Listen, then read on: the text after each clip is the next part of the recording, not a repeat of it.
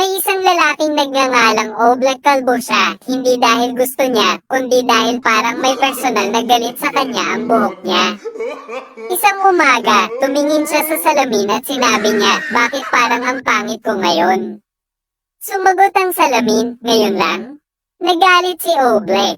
Binato niya ng sukli ang salamin. Pero nakalimutan niyang kalbo siya.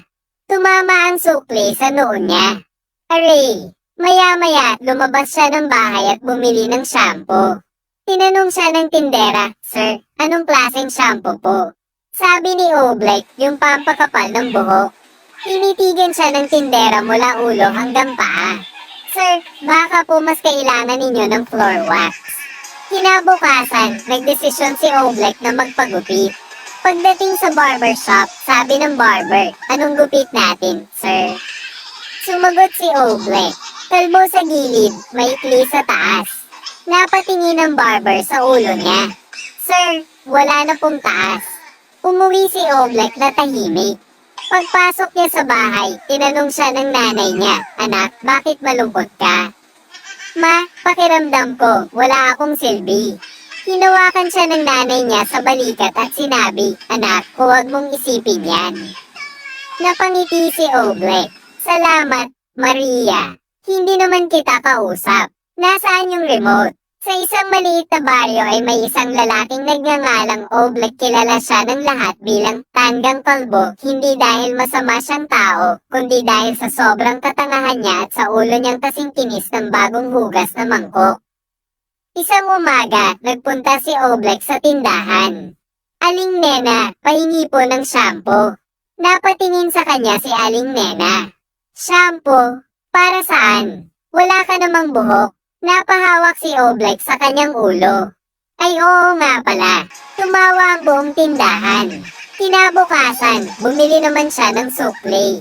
Oblek, bakit ka bumili niyan? Tanong ng kaibigan niyang si Kanor. Para kapag tumubo na ulit ang buhok ko, handa na ako. Kailan pa huling tumubo ang buhok mo?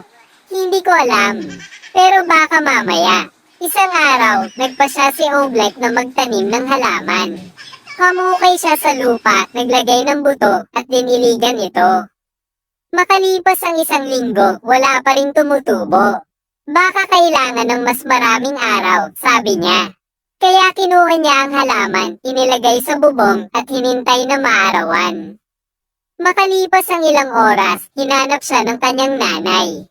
Oblek, nasaan ka? Nandito po sa bubong. Bakit? Pinapaaraw ko po ang halaman. Napailing ang nanay niya. Oblek, ang halaman ang dapat maarawan, hindi ikaw. Saglit na natahimik si Oblek. Kaya pala ako ang nangingitim. At mula noon, mas lalong nakilala si Oblek sa baryo. Hindi dahil siya ang pinakamatalino. Hindi dahil siya ang pinakamalakas.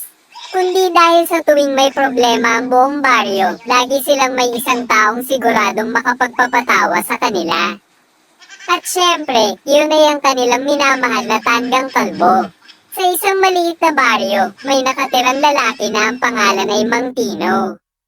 Kilala siya ng lahat bilang tanggang kalbo, hindi dahil wala siyang buhok, kundi dahil palagi siyang gumagawa ng mga desisyong kahit ang manok ay napapailing.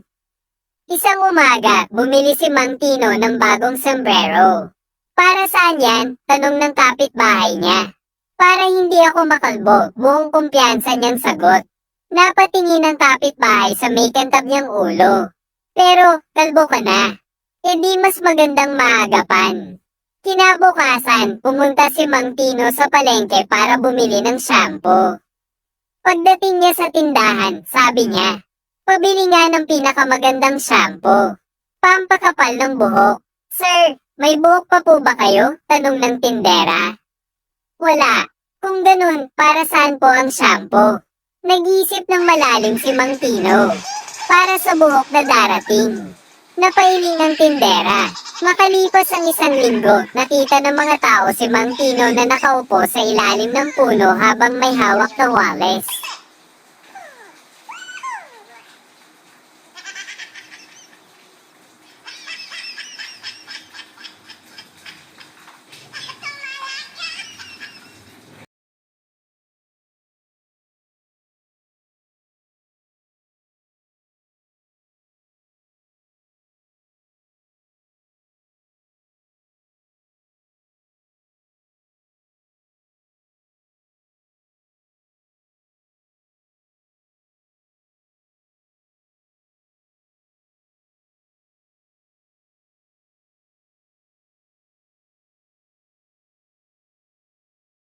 Anong ginagawa mo? Tanong ng kaibigan niya. Naghihintay. Ng ano? Ng buhok. Bakit may walas ka? Kapag tumubo, baka malaglag. Kailangan kong mabilis na walisin para hindi mawala. Napahawak sa noo ang kaibigan niya. Pare, hindi ka talaga matalino. Ngumiti si Mang Tino. Alam ko. Bakit proud ka pa? Dahil kahit tanga ko, may kantab naman ulo ko. At mula noon, naging sikat si Mang Tino sa baryo. Hindi dahil sa talino, kundi dahil kapag sikat ang araw, siya ang unang nagbibigay liwanag sa buong kalsada.